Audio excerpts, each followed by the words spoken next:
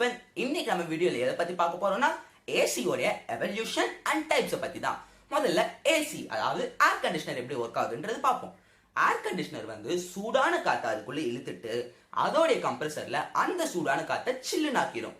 அந்த சில்லுன்னு இருக்க காற்றை வந்து நம்ம ரூம்குள்ள அனுப்புறதுனால நம்மளுடைய ரூம் டெம்பரேச்சர் வந்து ரொம்பவே குறையும்.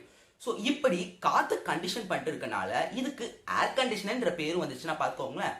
இந்த ஏர் கண்டிஷனிங் ப்ராசஸ் வந்து வரலாற்றில் ஒவ்வொரு மாதிரி ட்ரை பண்ணியிருக்காங்க. ஸோ ஏன்ஷியன்ட் எஜிப்ஷியன்ஸே பார்த்தீங்கன்னா அவங்க இந்த மாதிரி சூடாக இருக்க ரூமை சில்லுன்னு ஆக்கிறதுக்காக அவங்களுடைய டெரஸ்ல வந்து தண்ணி ஊற்றி வைக்கிறது, ஸோ இந்த மாதிரி வந்து நிறைய மெஷர்ஸ் வந்து செஞ்சுக்கிட்டு இருந்தாங்க. ஸோ காலப்போக்கிலே பார்த்தீங்கன்னா இந்த மாதிரி ரூமை நல்லா கண்டிஷன் பண்ணுறதுக்கு வந்து நிறைய பேர் இன்ட்ரெஸ்ட் காமிச்சாங்கன்னா பார்த்துக்கோங்களேன். உதாரணத்துக்கு சொல்ல போனால் 1820ல் சயின்டிஸ்ட் அண்ட் இன்வென்டராக இருந்த மைக்கேல் ஃபாரடே வந்து ஒரு ஐஸ் மேக்கிங் மாதிரி ஒரு மிஷின் மாதிரி அவர் கண்டுபிடிக்கணும்னு வந்து இருந்திருந்தாரு.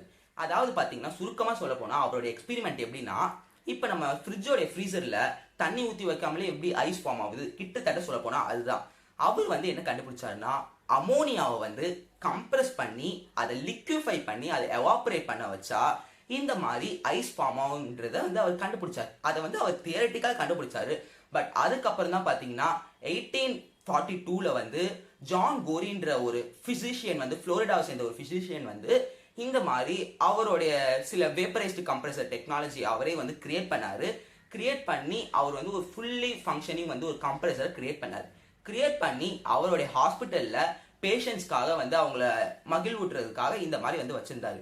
அந்த கம்ப்ரஸர் பார்த்தீங்கன்னா ஒரு ஐஸ் மேக்கிங் மிஷின் மாதிரி தான். அதாவது இப்போ நம்ம ஃப்ரீசரில் வந்து எப்படி ஐஸ் வந்து தானாகவே ஃபார்ம் ஆகுது, ஸோ அந்த மாதிரி வந்து ஃபார்ம் வச்சுட்டு அந்த ரூம் வந்து லைட்டாக சில்லுன்னு ஆக்குற மாதிரி பண்ணுறது தான் அவருடைய ஐடியாவாக இருந்தது. ஸோ அதனால அங்கே வர பேஷண்ட்ஸ்க்கும் வந்து நல்ல ஒரு பீஸ் ஆஃப் மைண்ட் கிடைக்கும்ன்ற யோசிச்சு தான் அவர் வந்து அவருடைய ஹாஸ்பிட்டலில் ஃபர்ஸ்ட் வச்சாரு. பட் அதுக்கப்புறம் வந்து அவருடைய அது வந்து ஒரு பிஸ்னஸாக அவர் பண்ணலான்றது தான் அவருடைய யோசனையாக இருந்தது.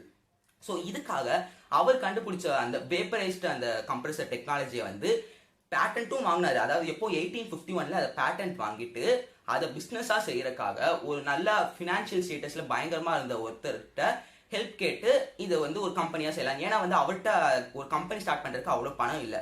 ஸோ அதனால அவர் இன்னொருத்தர் பார்ட்னர் சேர்த்துட்டு செய்யலான்னு வந்து அவர் ஆசைப்பட்டாரு. பட் அன்ஃபார்ச்சுனேட்டாக 1851ல் அவருடைய பார்ட்னராக ஃபினான்ஷியல் பார்ட்னராக இருந்தவர் வந்து இறந்துட்டார். ஸோ அதனால ஜான் கோரியோடைய ஒரு பேட்டன்ட் வந்து அது அப்படியே போயிடுச்சு. ஸோ அவரால் வந்து ஃபர்தராக வந்து அது எந்த விஷயமுமே வந்து அவரால் செய்ய முடியல. பட் அதுக்கப்புறம் பார்த்தீங்கன்னா இவருடைய கண்டுபிடிப்பு வந்து நிறைய பேருக்கு வந்து ரொம்ப இன்ட்ரெஸ்டாக ஆயிடுச்சுன்னா பார்த்துக்கோங்க. ஸோ நம்மளும் இதே மாதிரி ஏதாவது ஒரு புதுசாக கண்டுபிடிச்சி புதுசாக நம்ம ஏதாவது செஞ்சு நம்ம பணக்காரங்கள் ஆகணுன்றது மாதிரி நிறைய பேர் வந்து கண்டுபிடிச்சாங்க. ஸோ அதில் பார்த்தீங்கன்னா 1851ல் ஜியோலாங் ஆஸ்திரேலியாவை சேர்ந்த ஜேம்ஸ் ஹாரிசன்றவர் வந்து ஒரு டிஃப்ரெண்ட் டைப் ஆஃப் வந்து ஒரு வேப்பர் கம்ப்ரஸர் உருவாக்குனாரு. அது வந்து பார்த்தீங்கன்னா ஜான் கோரியோட கொஞ்சம் டிஃப்ரெண்ட்டாக பார்த்துக்கோங்களேன். அது வந்து ரொம்ப நல்ல எஃபெக்டிவாக கூட இருந்தது. அதில் பார்த்தீங்கன்னா கிட்டத்தட்ட அந்த கம்ப்ரஸரை யூஸ் பண்ணிட்டு ஒரு நாளில் கிட்டத்தட்ட 3 டன் ஐஸை உருவாக்கலாமா. ஸோ அவ்வளோ ஐஸ் உருவாக்குறது வந்து ரொம்ப ஃபென்டாஸ்டிக்கான ஐடியாவாக இருந்தது. நிறைய பேருக்கு வந்து அது ரொம்ப பிடிச்சி போயிடுச்சு. ஸோ ஜேம்ஸ் ஹாரிசன் வந்து அதை 1855ல் வந்து அந்த டெக்னாலஜியை பேட்டன்ட் வாங்கினாரு. பேட்டன்ட் வாங்கிட்டு அவர் வந்து ஒரு ஐஸ் மேக்கிங் கம்பெனியை வந்து உருவாக்குனாரு. நான் ஆல்ரெடி சொல்லியிருந்தேன் இந்த கம்ப்ரஸர் டெக்னாலஜியால் கிட்டத்தட்ட ஒரு நாளைக்கு 3 டன் ஐஸை உருவாக்க முடியும். ஸோ இதை வச்சு அவர் ஐஸ் மேக்கிங் கம்பெனியை வந்து அவர் கிரியேட் பண்ணி ஸோ அவர் பாட்னா அவரோட இதில் போயிட்டு இருந்தார். ஸோ இதெல்லாம் ஐஸ் மேக்கிங் மிஷினாக தான் இருந்தது. இதுதான் வந்து சொல்ல போனால் ஏசிக்கு பேஸாகவும் இருந்துச்சுன்னா பார்த்துக்கோங்களேன். அதுக்கப்புறம் தான் பார்த்தீங்கன்னா 1901ல் அமெரிக்கன் இன்வென்டராக இருந்த பில்லிஸ் கேரியன்ற ஒருத்தர் வந்து எலக்ட்ரிசிட்டியை யூஸ் பண்ணிட்டு இந்த மாதிரி வந்து ஒரு கம்ப்ரஷன் டெக்னாலஜி அவரே வந்து கிரியேட் பண்ணாரு. ஒரு நைட்ரஜன் பேஸ்டு கம்ப்ரஷன் டெக்னாலஜி அவரே கிரியேட் பண்ணிட்டு காத்துல இருக்க டெம்பரேச்சர் அண்ட் ஹியூமிடிட்டி, அதாவது காத்துல இருக்க ஈரப்பசையை வந்து கண்ட்ரோல் பண்ற மாதிரி அவர் வந்து கிரியேட் பண்ணாரு. அதுதான் சொல்ல போனா ஃபர்ஸ்ட் ஏசினே கூட சொல்லலாம். ஏன்னா அவர் பண்ணது வந்து ரொம்ப நல்லா ஒர்க் அவுட் ஆயிடுச்சுன்னா பார்த்துக்கோங்களேன். ஏன்னா காத்துல இருக்க ஈரப்பசையும் வந்து அதை கண்ட்ரோல் பண்றதுனால ரொம்ப நல்லாவே வந்து அது ஒர்க் ஆயிடுச்சு.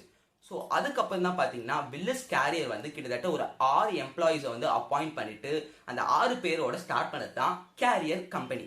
அந்த கம்பெனி பார்த்தீங்கன்னா இன்னைக்கு வர கேரியர் ஏசின்ற ஏசியை வந்து வித்துட்டு இருக்காங்கன்னா பார்த்துக்கோங்களேன். ஸோ 6 பேர் கொண்டு ஆரம்பிச்ச அந்த கம்பெனி வந்து இப்போ வந்து கிட்டத்தட்ட 50,000 பேர் வந்து ஒர்க்கர்ஸ் வச்சு அவங்க வேலை செஞ்சுட்டு இருக்காங்கன்னா பார்த்துக்கோங்களேன்.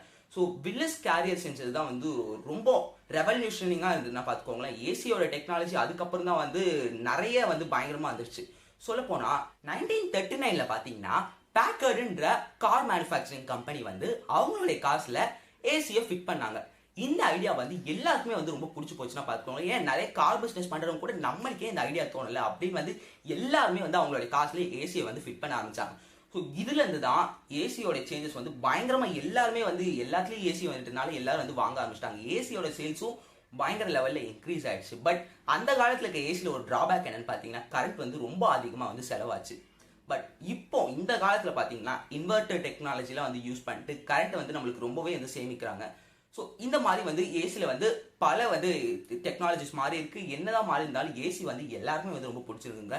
ஸோ இந்த மாதிரி ஏசியில் இருக்க டைப் பார்த்தீங்கன்னா 4 இருக்கு. Window air conditioner, portable air conditioner, split air conditioner, அதுக்கப்புறம் centralized or ducted air conditioner. Window air கண்டிஷனர்னா காயில், கண்டென்சர், கம்ப்ரஸர் எல்லாமே வந்து ஒரே யூனிட்ல இருக்கும். அதாவது ஒரே பாக்ஸ்ல எல்லாமே வந்து கலந்துருக்கும். அது வந்து வைக்கிறதுக்கு வந்து உங்களுக்கு பெருசா வந்து எந்த இதுவுமே தேவையில்லை. ஒரு ஹோல், ஒரு ஜன்னல் கதவு மாதிரி வைக்கிற மாதிரி இருந்தால் மட்டும் போதும். இது வந்து பாத்தீங்கன்னா வந்து ரொம்ப நிறைய பேருக்கு வந்து ரொம்ப பிடிச்சி போச்சு. ஏன்னா வந்து வீடு அடிக்கடி மாறுறவங்களுக்குலாம் ஸோ இந்த ஏசி மாட்டினா அவங்களுக்கு பிரச்சனை இல்லை, ஈஸியாக வந்து அவங்க பேக் பண்ணிட்டு எடுத்துகிட்டு போக முடியுது. அந்த மாதிரி வந்து ரொம்ப வரவேற்பு அதிகமாக கிடைச்சிது. இது வந்து ரொம்ப நல்லாவே வந்து ரூமை சில் பண்ணிடுச்சுன்னா பார்த்துக்கோங்க. நிறைய வந்து காற்று அதிகமாக வந்தது, டக்குன்னு வந்து நம்ம ரூமை நல்லா சில் பண்ண ஆரம்பிச்சது. பட் இதில் ஒரே ஒரு ட்ராபேக் என்னன்னா இது வந்து கரண்ட் வந்து நார்மலோட கொஞ்சம் அதிகமாக வந்து யூஸ் பண்ணிச்சு. மற்ற தவிர இந்த விண்டோ ஏர் கண்டிஷனர் வந்து நிறைய பேருக்கு ரொம்ப பிடிச்சி போச்சு. ஸோ அடுத்ததா இருக்க அந்த டைப் என்னன்னு பார்த்தீங்கன்னா portable air conditioner. Portable air கண்டிஷனர்னா எங்கே போனாலும் ஏசி எடுத்துகிட்டு போகிறது அதுதான் அர்த்தம். கொஞ்சம் சின்னதாக தான் இருக்கும். அதில் 2 ஹோல்ஸ் இருக்கும். அது 2 ஹோல்ஸ் வந்து சூடான இருக்க காற்றை உள்ளே இழுக்கிறதுக்கும் ஒரு ப்ளோவர் மாதிரி இருக்கிறது வந்து அந்த சில்லுன்னு காற்றை வெளியில தள்ளிருக்கும். பட் இது வந்து ரொம்ப நல்லாவே வந்து ஒர்க் ஆகலைன்னா பார்த்துக்கோங்க. ஏன்னா ஒரு ரூமை வந்து சில் பண்ணுறதுக்கே கிட்டத்தட்ட மணிக்கணக்காக எடுத்துச்சு. ஸோ அதனால வந்து யாருமே வந்து இது வாங்குறது இல்லை.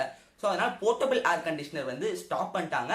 பட் கார்ல வந்து யூஸ் பண்ற ஏசி, ஏன்னா கார் வந்து சின்னதாக தானே ஒரு க்ளோஸ் சர்க்கியூட்டாக தான் இருக்கும். அதனால கார்ல யூஸ் பண்ற ஏசி வந்து ரொம்ப நல்லாவே ஒர்க் ஆச்சு. பட் போர்ட்டபிள் ஏர் கண்டிஷனர் வந்து யாராவது வந்து ஒருத்தர் பக்கத்தில் வந்து ஒரு டேபிள் ஃபேன் மாதிரி வச்சுக்கணும்னு ஆசைப்பட்டாங்கன்னா அப்படி வேணா வச்சுக்கலாம். ஸோ இதுதான் வந்து போர்ட்டபிள் ஏர் கண்டிஷனர். அடுத்தது பார்த்தீங்கன்னா ஸ்பிளிட் ஏர் கண்டிஷனர். அதாவது காமனாக நம்ம நிறைய பேர் வீட்டில் இருக்கிறது இந்த ஏசி தான். உள்ள வந்து ஒரு இன்டோர் யூனிட் இருக்கும், வெளியில ஒரு அவுட்டோர் யூனிட் இருக்கும். அந்த அவுட்டோர் யூனிட் தான் வந்து சூடான காற்று அதுக்குள்ளே இருக்கும்.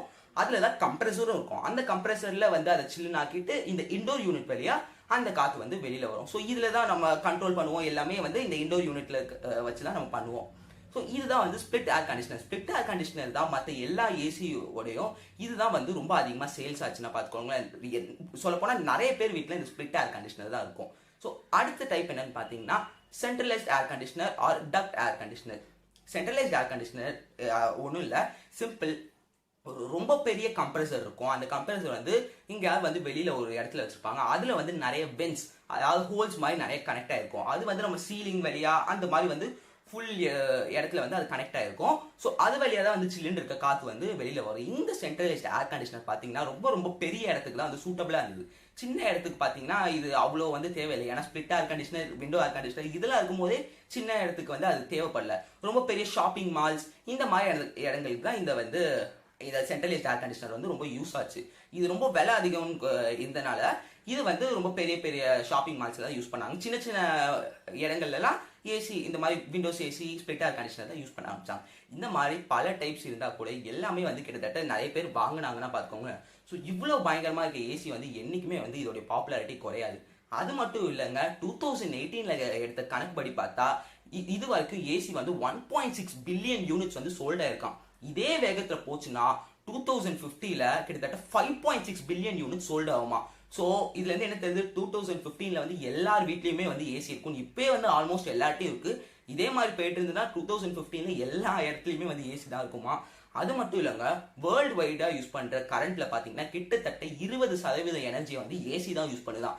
இந்த மாதிரி என்னதான் வந்து இன்ட்ரெஸ்டிங்கான ஃபேக்ட்ஸ் நிறைய இருந்தா கூட ஏசி வந்து எல்லாருக்குமே வந்து ரொம்ப பிடிக்கும். அது சம்மர் டைம்ல அதை ரொம்ப ரொம்ப பிடிக்கும். ஸோ இந்த மாதிரி காரணங்கள்ல வந்து ஏசி வந்து எப்பவுமே வந்து டாப் தாங்க. இதுல என்னென்னா வந்து டெக்னாலஜி இனி வருமோ வராதோன்றது நம்மளுக்கு தெரியல. பட் இப்போ இருக்க டெக்னாலஜி வந்து நம்மளுக்கு ரொம்ப கம்ஃபர்டபுள் தான் நம்ம சொல்லலாம். ஸோ இதை பத்தி தான் வந்து இன்னைக்கு நான் இந்த வீடியோவில் சொல்லணும்னு நான் ஆசைப்பட்டேன்.